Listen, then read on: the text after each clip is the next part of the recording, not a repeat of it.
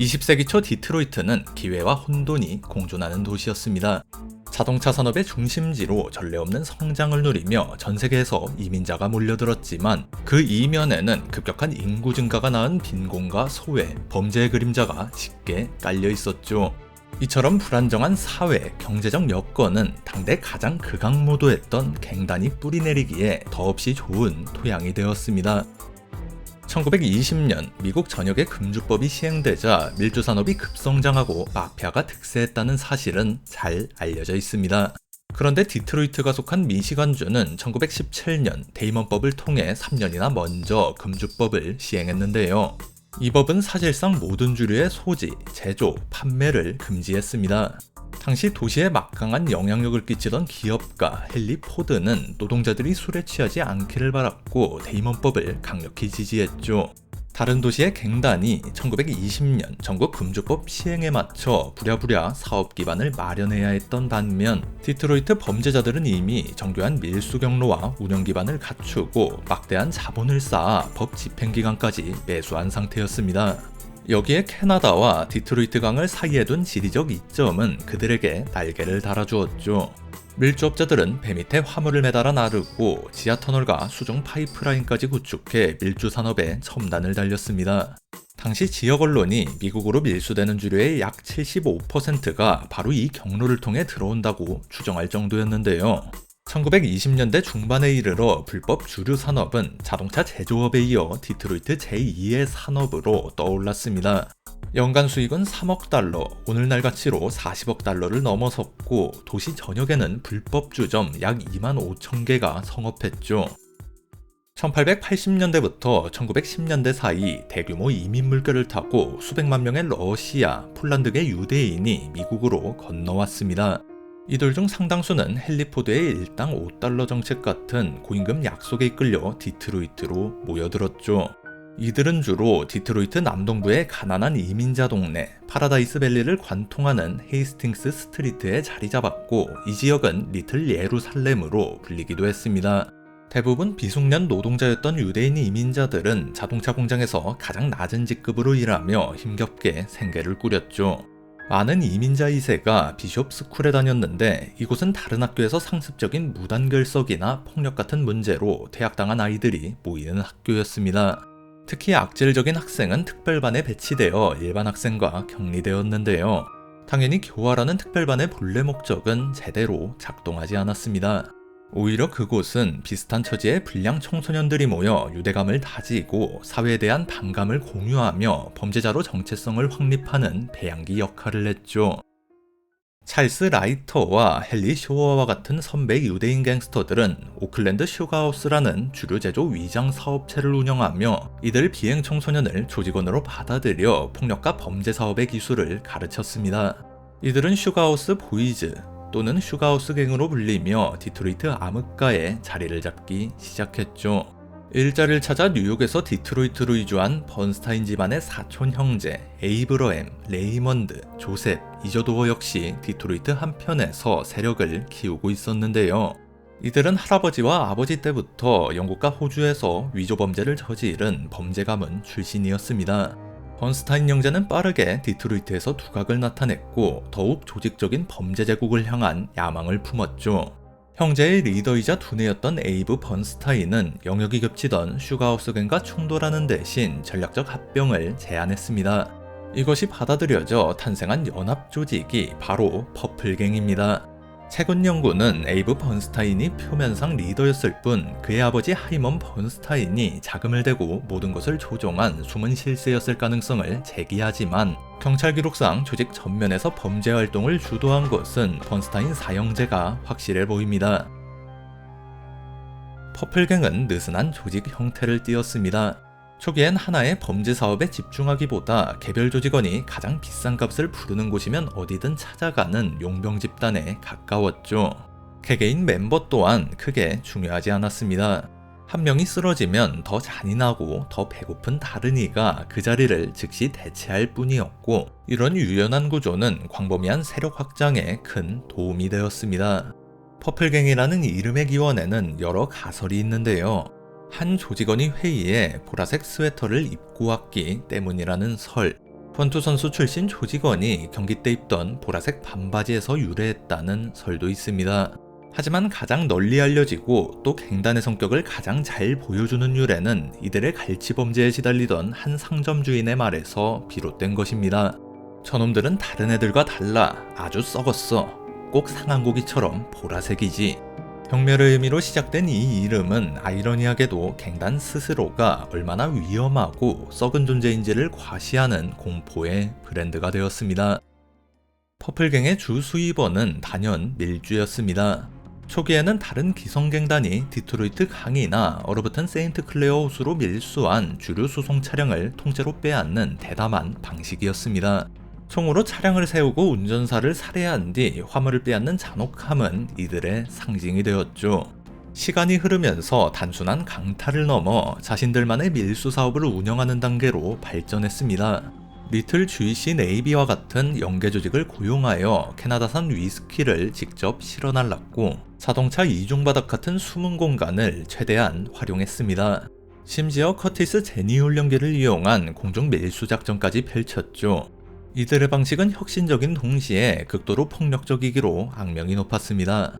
시카고의 제왕 알 카포네조차 디트로이트 밀수 루트를 두고 퍼플갱과 대립하는 건 손해라고 판단해 이들을 사업 파트너로 인정할 정도였죠. 수년간 퍼플갱은 고품질 캐나다 위스키 올드로그 캐빈을 알 카포네 조직 시카고 아웃핏에 독점 공급했습니다. 이를 통해 이들은 단순한 지역갱단을 넘어 전국 범죄 네트워크의 핵심 일원으로 자리매김했죠. 나아가 마이어 렌스키와 조아 아도니스 같은 뉴욕 마피아 거물과도 손을 잡았습니다. 1929년 전국의 범죄 조직들이 전쟁을 줄이고 사업 다각화를 논의하기 위해 애틀랜틱 시티에서 연 회의에 퍼플갱의 리더인 에이브 번스타인과 레이 번스타인이 참여한 것은 디트로이트에서 이들의 위상을 명확히 보여주는 사건이었습니다. 1925년에서 28년 사이 퍼플갱은 밀주 사업을 넘어 도매세탁 및 염색업자 협회라는 위장조합을 내세워 노동조합 갈취로 사업 영역을 넓혔습니다. 업체들은 협회에 강제로 가입해 회비를 내야 했고 이 돈은 퍼플갱의 다른 불법 활동 자금으로 흘러들어갔습니다.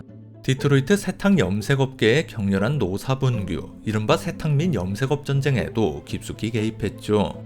조합 가입을 거부하는 사업장에는 폭탄을 터뜨리거나 불을 질렀고 세탁물에 보라색 염료를 뿌려 상품을 망가뜨렸으며 살인도 서슴지 않았습니다. 결국 1928년 퍼플갱 조직원 13명이 갈취 혐의로 재판에 넘겨졌고 핵심 증인인 세탁업자 해리 로스먼은 갱단이 보호의 대가로 주당 $1,000를 요구했다고 증언했습니다. 하지만 곧 증인을 향한 협박과 보복이 뒤따랐고 주요 증인들은 증언을 거부하거나 번복했습니다. 모든 피고인이 무죄 판결을 받았죠. 이 떠들썩한 공개 재판은 퍼플갱이 법위에 군림한다는 명백한 메시지를 사회에 던졌습니다. 그들은 무적이라는 착각에 빠져 더 대담한 활동을 벌이게 됩니다. 퍼플갱은 모든 범죄의 달인으로 불릴 만큼 온갖 범죄에 손을 댔습니다. 밀주 다음으로 큰 수입원은 도박이었는데요. 디트로이트 전역에 베팅장 700여 개를 세웠고 전신회사 직원에게 뇌물을 줘 경마 결과를 늦게 발표하게 한 뒤 배당률을 조작해 이익을 극대화했습니다. 또한 당시 유행하던 몸값을 노린 갱스터 납치 사업의 선구자였으며 권투 경기 필름을 강탈해 극장의 높은 가격으로 상영을 강요하고 조작된 사고를 통해 보험 사기를 저지르기도 했습니다. 최고가를 부르는 누구에게나 청부살인 서비스를 제공했다는 이야기도 전해지는데 1920년대와 30년대 디트로이트에서 발생한 살인사건 중 500건 이상이 퍼플갱과 연관된 것으로 추정됩니다. 경찰 역시 활동에 방해가 되면 가차없이 제거되었는데요. 디트로이트 경찰관 비비안 웰시는 2년차 신입으로 거리 사정을 잘 몰랐습니다. 퍼플갱에게 이미 보호비를 내던 술집들을 갈취해 큰돈을 챙기고 있었죠. 1927년 2월 1일 그는 총에 맞아 살해되었습니다. 목격자들은 이미 총에 맞아 쓰러진 그에게 한 총잡이가 여러 발을 더 쏘았고 이후 차로 시신을 밟고 지나갔다고 진술했습니다. 조직 간부 레이 번스타인의 쇠볼의 쿠페가 현장에서 목격되었기에 3.15 퍼플갱 멤버들이 체포되었으나 비비안 웰시가 밀수업자들과 밀주점에서 뇌물을 강요했다는 언론 보도가 이어졌고 퍼플갱의 법정 매수까지 더해져 아무도 유죄 판결을 받지 않았습니다. 그들은 점점 더 두려운 존재가 되어갔죠. 당시 디트로이트에는 이탈리아, 아일랜드계 갱단도 있었지만 모두 퍼플갱의 상대가 되지 못했습니다. 그런데 1927년 2월 퍼플갱의 판매원 제이크 와인버그가 프리랜서 범죄자 프랭크 라이트 일당에게 살해당하는 사건이 발생하는데요. 보복을 위해 퍼플갱은 세인트루이스 출신의 악명 높은 청부 살인업자 프레드 킬러 버크를 고용합니다. 그들은 프랭크 라이트의 친구를 납치한 뒤 구하고 싶으면 밀라 플로레스 아파트로 오라고 통보했습니다. 1927년 3월 28일 새벽 라이트가 동료 2명과 함께 약속 장소인 아파트 복도에 나타나자 비상구 문 뒤에 숨어있던 암살자들의 총구가 일제히 불을 뿜었습니다. 프랭크 라이트는 14군데 총상을 입고 살아남았지만 기억나는 건 기관총이 발사된 것 뿐이다라는 증언을 남기고 하루 만에 숨을 거두었습니다. 이 사건은 디트로이트 갱단전쟁 역사상 처음으로 톰슨 기관단총이 사용된 사건으로 밀라 플로레스 학살로 불리게 됩니다. 100발 이상의 총알이 발사된 이 학살에 도시는 충격에 빠졌고 대중과 법 집행기관은 공포에 휩싸였죠. 에이브 엑슬러와 프레드 버크 같은 주요 용의자가 체포되었지만 이번에도 아무도 유죄 판결을 받지 않으면서 갱단의 무적 이미지는 더욱 굳어집니다. 1929년 2월 시카고에서는 알 카포네가 오랜 숙적 벅스 모란의 노스사이드 갱단원 7명을 경찰로 위장한 암살자들을 동원해 살해한 이른바 성 발렌타인데이 학살이 벌어졌습니다. 그런데 이 사건의 판을 짜는데 퍼플갱이 핵심적인 역할을 했다는 것이 거의 정설로 받아들여집니다. 가장 유력한 설에 따르면 알 카포네, 벅스 모란 둘 모두와 사업적 제휴관계였던 에이브 번스타인이 모란에게 접근해 강탈한 고급 위스키 한 트럭분을 싸게 넘기겠다라고 제안, 모란의 부하들을 학살 현장인 차고로 유인했다는 것인데요. 이 과정에서 다수의 퍼플갱 조직원이 감시자 역할을 했으며 밀라 플로레스 학살의 주역 프레드 버크는 총격범 중 한 명으로 지목되기도 했습니다. 이 사건은 알 카포네의 시카고 지배를 확고히 한 중대한 사건이었고 퍼플갱은 그의 가장 중요한 전략적 파트너로 인정받고 있었음을 보여주는 사례로 전해지죠. 퍼플갱의 무도한 범죄는 계속되었습니다. 1929년 7월 27일 조직의 갈치 전문가 어빙 샤피로가 수익을 빼돌리고 내부 갈등을 일으켰다는 이유로 동료들에게 살해되었습니다. 1929년 10월 27일 샤피로의 딜을 이었던 직위 셀린 역시 사업에 방해가 된다는 이유로 에이브 번스타인의 명령에 따라 살해되었습니다. 1930년 1월 2일 퍼플갱의 뇌물을 거부하고 갱단을 수사하던 헨리 제이 가빈 경감이 총격을 당했으나 기적적으로 살아남았죠. 1930년 7월 22일 17세 소년 아서 믹슨이 퍼플갱의 밀주 제조 공장을 목격했다는 이유로 조직원들에게 살해되었습니다.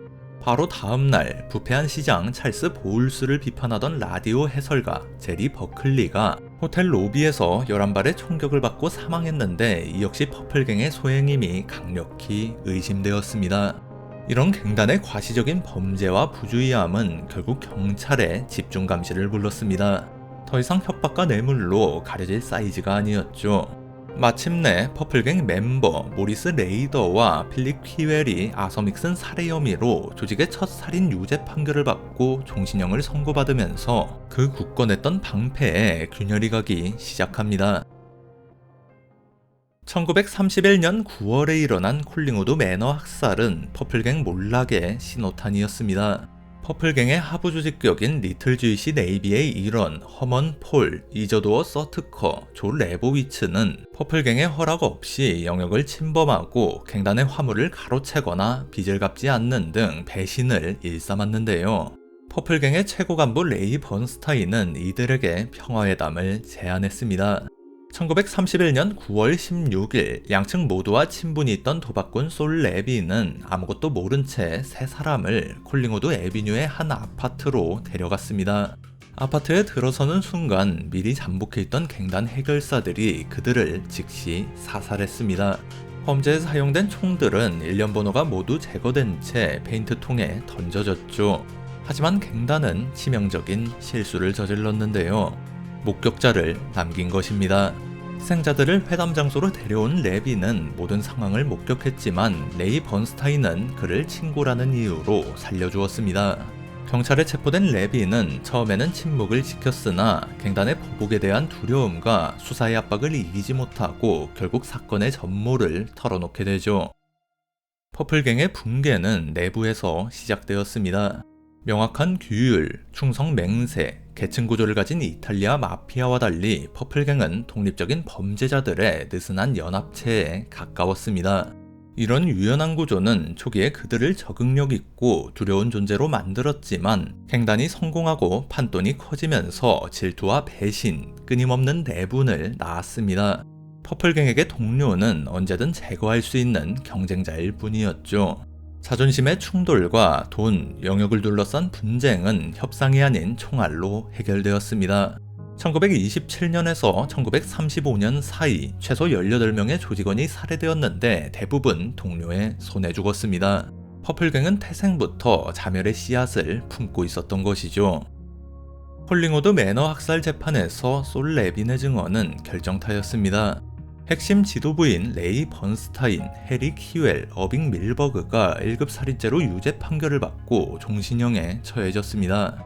당시 제임스 맥카티 디트로이트 경찰 강력계장은 한때 강력했던 퍼플갱의 척추를 부러뜨려 5년 넘게 이어진 오만과 공포에 마침표를 찍었다라고 평가할 만큼 이 판결은 치명적이었죠. 지도부의 운영 능력이 마비되자 그동안 폭력으로 억눌렸던 조직 내부 모순이 일제히 터져나오는데요. 남은 파벌들은 더욱 격렬히 서로를 공격했고 점차 부주의해져 범죄 현장에 증거를 남기기 시작했습니다. 1933년 군주법 폐지로 주 수입원이 사라진 것도 몰락을 앞당겼죠. 대부분의 조직원이 죽거나 감옥에 갇히면서 퍼플갱은 더 이상 응징력 있는 세력으로 존재하지 않게 되었습니다. 1937년 11월 퍼플갱의 한 분파를 이끌던 거물급 멤버 해리 밀먼이 다른 잔존 세력에게 살해된 사건은 퍼플갱 시대의 완전한 종언을 알리는 상징이었습니다. 1939년 제2차 세계대전이 시작될 무렵 퍼플갱은 대중의 기억 속에서 거의 사라지게 되었죠. 퍼플갱이 건설했다가 자멸하여 깔끔하게 비워놓은 디트로이트의 범죄 제국은 후임자들의 장기 집권을 위한 완벽한 무대가 되었습니다. 더 규율있고 인내심 강하며 위계적으로 조직된 이탈리아 마피아가 퍼플갱의 사업을 인수하며 그 공백을 체계적으로 안정적으로 채워나갔죠. 대부분의 퍼플갱 조직원은 젊은 나이에 동료의 손에 죽거나 감옥에서 생을 마감하는 비참한 최후를 맞았습니다.